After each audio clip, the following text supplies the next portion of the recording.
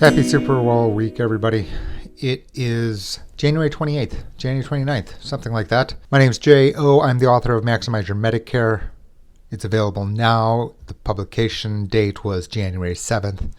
Most of the largest library systems in the United States carry the book at this point or have it on order. Of course, you can find it on Amazon.com, BarnesandNoble.com, BooksAMillion.com, pretty much anywhere you can buy a book. Find other information, other links on the official book website, www.maximizeyourmedicare.com. The other day, I appeared on a couple of broadcasts, one which was NPR stations in the South Florida area and nationwide, the Steve Pomerantz Show. In addition to that, just yesterday, the podcast dropped from thestreet.com, a podcast called Retirement Daily. The host was Bob Powell, who is a retirement journalist. You can see him on thestreet.com, Market Watch, USA Today, for example. Anyway, the questions that he posed, which were the valid ones for this time of the calendar year, were what can people do during January and, during the first quarter of the year. So I've been asked this a number of times in the past. Please listen to that podcast. The link will be showing up here on the text, in the description of this podcast. The bottom line is that if you are an existing Medicare Advantage policyholder, you can make a change. This is allowed once per quarter. Okay, there are reasons that people want to do this. The reasons would be, for example, you discover that the nature of the network has changed without you knowing, right? Dr. X in suburb number 1 all of a sudden doesn't take your plan. That can be a reason to change. You may find that there's a different package of benefits. For example, superior dental and vision. You may find that many plans have additional per diems for over-the-counter health items and find that it be more favorable for you. Of course, the dominant reason would be that your out-of-pocket prescription costs may be better at a different plan unknown to you until this period. So between now and March 31st, you do have the right to change.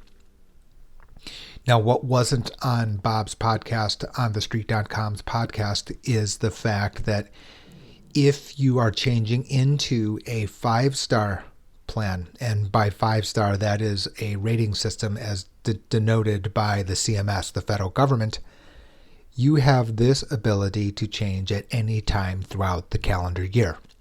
You get the chance to make it once, but you don't have the restriction that I just spoke about, which only lasts the first 3 months of the year. If you're switching to a 5-star plan, you can make that change at any time during the year. So, when I'm recording these podcasts and interview session, tough choices have to be made, etc., editing has to occur, and sometimes a nuance doesn't get included, and there's one.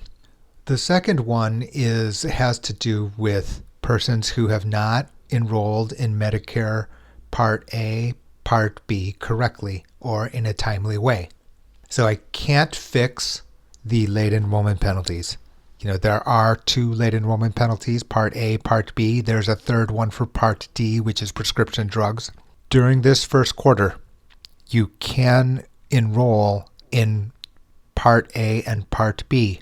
Now, the important thing, there are a number of important things, but the first thing to know is the effective date. Your coverage will not begin under Medicare until July. Okay, July 2020. The important thing is that at the end of March, you have something called a special enrollment period. It allows you to enroll in a Medicare Advantage Plan where you have unrestricted right to be accepted because Medicare Advantage doesn't have underwriting. But beginning on April 1, you do have this special enrollment period. Why is this important? It's important because Many people know who have read Maximize Your Medicare that Part A and Part B alone do not have out-of-pocket maximum limits. This means that your potential financial downside, if you had a very bad health year, is potentially unlimited. In other words, you would incur the greater than $1,400 deductible for each benefit period, which is medical event. In addition to that, you have this 20% that original Medicare doesn't cover under Part B services.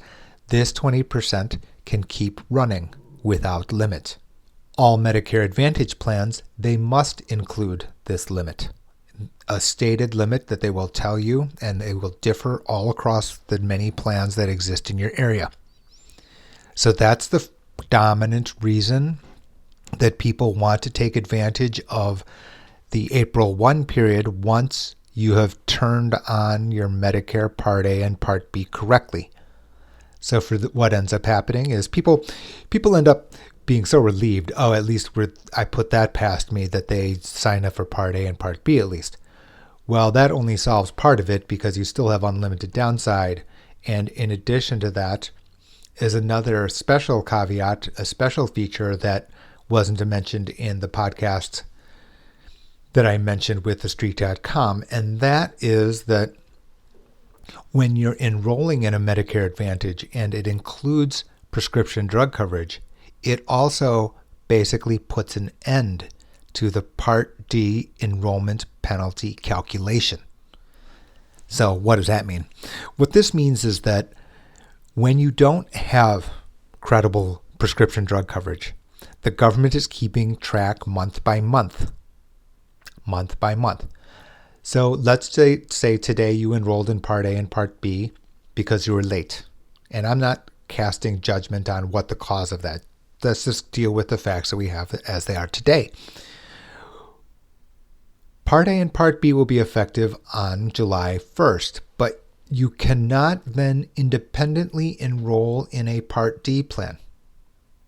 Cannot. The only way to enroll in prescription drug coverage is through Medicare Advantage that includes prescription drug plans. This little side door here is very important because in addition to creating prescription drug benefits, which you may find necessary, it also turns off the period of 6 months because you would then have prescription drug coverage beginning on July 1st. Otherwise, you need to wait until the annual election period, which is not until October 15th, with the coverage not until January 1st, 2021. These are important subtle points that when I wrote the book, and the reason for writing the book is that any one of these details can throw you off. That, it's impossible to say that, or to determine, or it's impossible without strict knowledge about your exact situation, that you will be able to just read a book and then be able to get to the right conclusion. It is certainly a set of guidelines, an exhaustive one. But by that same token, the issue here with Medicare is while the consumer rights and options, meaning that your ability to change Medicare Advantage plans, your ability to enroll in Medigap without underwriting when you first become eligible for Medicare, these are very, very powerful. Nevertheless, you do need to understand the nuances. In addition to that, this is getting harder. I'd love to tell you that it's going to get easier. I can't be optimistic about that, and the simple reason is that full retirement age is now well beyond 65, right? 66, and it's going to increase to 67 over time. For those persons who were born in 1960, it's going to continue to increase. So people are invariably working beyond 65 years old.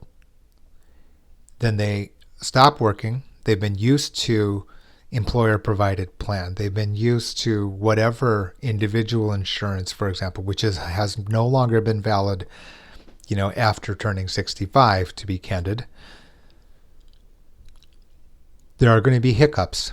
There are going to be hiccups in terms of enrollment on these dates.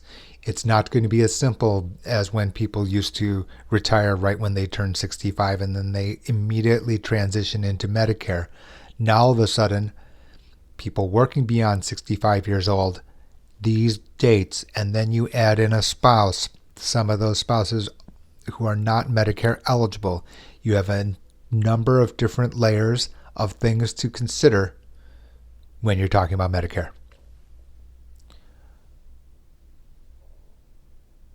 Be sure to sign up for the Facebook group. It's a closed Facebook group. In addition to that, watch the YouTube videos where it's hashtag much more than Medicare. There are other financial planning topics. The fact of the matter is that I start here with Medicare as a financial planner. Why? Because the rights and options that you get when you are first eligible are very powerful in your favor. That said, you do need to understand well what the rules and conditions are. For buyers of the book, please send your proof of purchase to me directly. You can send it to jae@maximizeyourmedicare.com. If you send me an image, we'll make sure that you stay on the newsletter. There's a version that is specially tailored for those persons who are good enough to buy the book. Inside tips that can't really be included in the book and other changes that may occur intra-year. Since I have signed this publishing agreement, the fact of the matter is there's not going to be an update for 2021. So as a result, things are going to change. The market's going to move. I'm going to have different observations.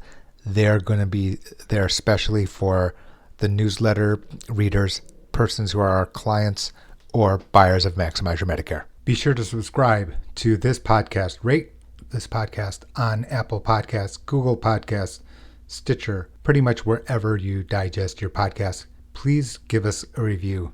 I'm Jay. Speak with you next time.